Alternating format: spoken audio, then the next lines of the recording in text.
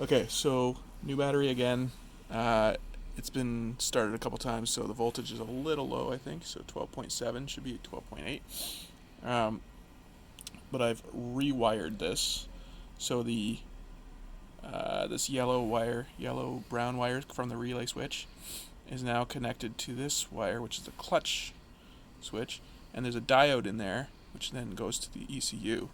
So the band on the diode is towards the starter relay, which should be right, and this is going to the ECU. The black orange wire is going to the ECU. So now the clutch should have to be pulled in to start it. So I'm going to turn on the ignition, and the battery starts to dip down. Starts dipping down. The light on. So now it's at 12.3. Kill switch is turned on. If I try to start it without the clutch depressed, nothing happens. So that's good. If I pull the clutch, now I try to start it